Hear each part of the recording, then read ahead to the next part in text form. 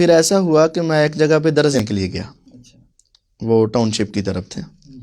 وہاں ایک فیکٹری تھی، فیکٹری کے مالک نے بلایا، سارے ملازمین کو جمع کیا، میں نے درس دیا. تو وہاں ایک کاریگر جو ان کی مشینیں ٹھیک کرنے والا تھا نا، وہ مجھے مل گیا. اس نے کچھ سوالات کیے، میرا اس کے ساتھ ذرا دلی لگاؤ ہو گیا. میں نے کہا آپ کہاں سے؟ اس نے کہا جی لاہور سے. کرتے کرتے چھوٹے سٹاپ کرتے کرتے ہمارے محلے کا ہی وہ نکل آیا. اچھا ماشاء یعنی قریب بس 5 منٹ کا فاصلہ تھا.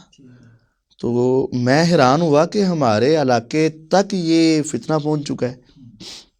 اور وہ یہ کہہ رہے تھے کہ میں تو ذرا ابھی آپ سے پوچھنا چاہ رہا ہوں، لیکن میرے بڑے بھائی بہت زیادہ ان کے قریب ہیں، اور وہ ہر سنڈے کو لاہور سے جہلم ان کی کلاس اٹینڈ کرنے کے لیے جاتے ہیں. اچھا مرزا صاحب کی؟ مرزا صاحب کی. اچھا.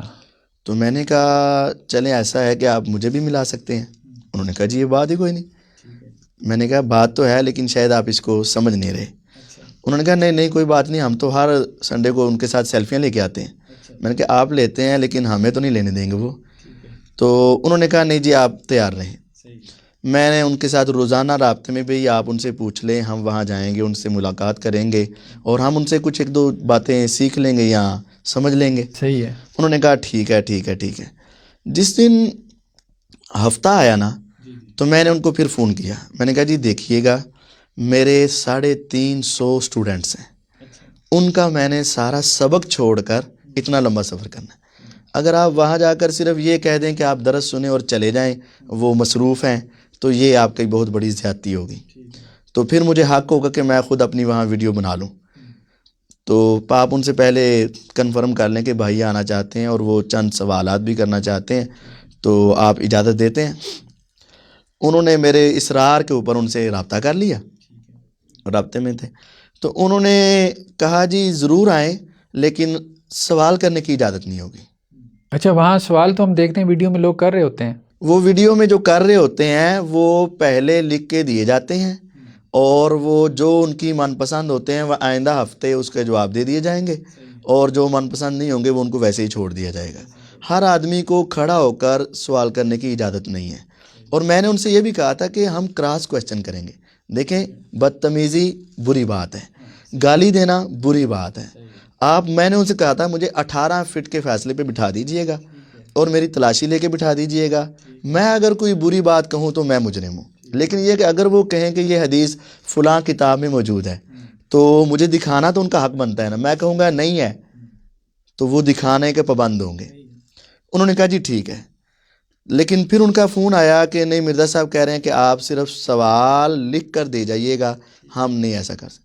پھر میں نے انہیں کہا کہ چلے ایسے کرتے ہیں کہ 2 ہفتے چلے جائیں گے، ایک ہفتے سوال کر لیں گے، اگلے ہفتے وہ جواب مجھے دے دیں، لیکن اگر جواب پہ اعتراض ہوا تو میں دوبارہ وہاں سوال تو کر سکتا ہوں. انہوں نے کہا نہیں جی یہ کام بھی نہیں ہو سکتا. پھر میں ان کے ساتھ ذرا تھوڑا سا غصے ہوا کہ دیکھیں اگر آپ سمجھنا چاہتے ہیں تو مجھے کیوں نہیں لے جاتے؟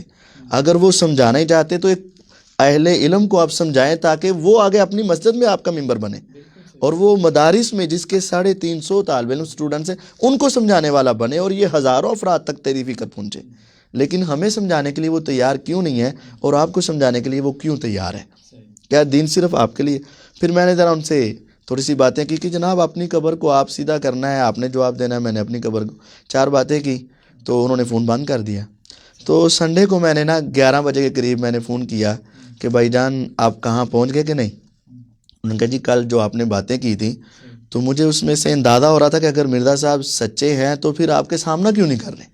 تو بہرحال میں آج نہیں گیا، اس سنڈے کو میں نہیں گیا. میں نے کہا اچھا پھر آپ گھر میں ہیں؟ ان کا گھر میں ہے. میں نے کہا میں ابھی آ رہا ہوں. میں نے ان کا ریسرچ پیپر اٹھایا اور ان کے گھر چلا گیا. میں نے وہاں کھول کے ان کے گھر میں لائبریری بھی تھی، ایک حدیث کھول کے دکھائی کہ مرزا صاحب نے یہ لکھا ہے اور حدیث اصل میں یہ ہے، 2 4 6 ابھی 6 حدیثیں دکھائی. انہوں نے بند کر دیا. کہ جی آج کے بعد اللہ نے مجھے ہدایت دے دی. اچھا ماشاء اللہ. وہ میرا پہلا دن تھا اور پہلا ایکسپیرینس تھا. میں نے کہا یہ سادہ لو عوام جو یہ ملینز کے اندر جا رہے ہیں، اصل میں انہوں نے کبھی اصل حدیث کو کھول کے دیکھا ہی نہیں ہے، کسی اہل علم کے پاس بیٹھے ہی نہیں ہیں، اور کبھی سننے کی جسارت ہی نہیں کی کہ اس مقابلے میں کیا کہا جا رہا ہے.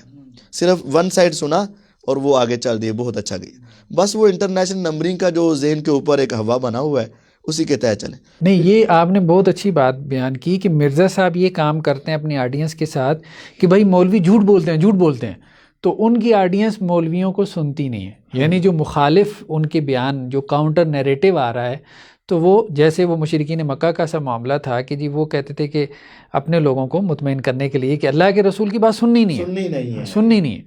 تو یہاں انہوں نے مولویوں کے بارے میں بات ایسی کر دی ہے کہ جی وہ تو مجھے جیسے وہ فرقہ پرست ہے، اپنے اپنے مسلک کے ہیں، اپنی اپنی گدی ہے، اپنی اپنی مسجد ہے، بس ان کی بات سننے کے لیے تیار نہیں. لیکن جو آدمی آپ کہہ رہے ہیں، آپ کے ایکسپیرینس یہ ہے کہ جو آدمی علماء کو سن لیتا ہے ان کی بات، تو ظاہری بات ہے وہ اس کو برا بلا تھوڑا کہہ رہے ہیں مرزا کو، وہ تو ان کو احادیث دکھا رہے ہیں، تو وہ حق پہ آ جائے. بالکل، یہ ہمارا الحمدللہ تجربہ ہے، ایک نہیں دو نہیں 20 ایسے افراد، کئی یونیورسٹیز کے ایسے افراد. میں ایک دن جلو موڑ کے علاقے میں نے نماز پڑھی، کوئی بھائی جانتے تو انہوں نے کہا جی 5 منٹ کا درس دے دیں. میں نے حضرت امیر معاویہ رضی اللہ تعالیٰ عنہ کی شان میں ایک حدیث بیان کر دی. 2 لڑکے آگے، ایک لاہور یونیورسٹی کا تھا، ایک دوسرا تھا. جی آپ یہ امیر معاویہ کی شان میں حدیث بیان کر رہے ہیں؟ تو میں نے کہا یہ میں نے حدیث کی کتاب سے بیان کی ہے، مستدرک حاکم سے. انہوں نے 2-3 سوال کیے. میں نے کہا ابھی میں کہیں جا رہا ہوں، کل آپ میرے مدرسے میں آ جائیے گا. وہ دونوں میرے آنے سے پہلے پہنچ گئے. ماشاءاللہ. 10 منٹ کا انہوں نے مجھ سے ٹائم لیا تھا، لیکن یقین جانیے 4.5 گھنٹے تک بیٹھے. اور اس کے بعد الحمدللہ جب انہوں نے اپنی آنکھوں سے حدیثوں کو دیکھا نا، تو وہ وہاں بیٹھ کر وہ پورے مطمئن ہو کر گئے. اور انہوں نے کہا کہ آج کے بعد ہم اہل علم کے پاس بیٹھیں گے، اور صرف جو ویڈیوز ہیں اور وہ صرف لوگوں کی سنی سنائی باتیں ہیں، ہم اس کی طرف نہیں جائیں گے. تو ہمارا یہ تجربہ بھی ہے اور الحمدللہ دعویٰ بھی ہے، اگر کوئی سچے نیت سے، سچے ارادے سے، صدق قلب سے ایک مرتبہ ہم سے مل لے اور بیٹھ کر ہم سے بات کر لے مرزا صاحب کے ریسرچ پیپر پر، تو انشاءاللہ وہ مان جائے گا اور اس کا دل گواہی دے گا کہ مرزا صاحب نے احادیث میں جھوٹ بولا، احادیث میں کانٹ چھانٹ کی، مرضی کے معنی کیے، صحابہ کی توہین کی، اور وہ موقف پیش کیا جو آج تک امت میں کسی کا نہیں رہا. الحمدللہ.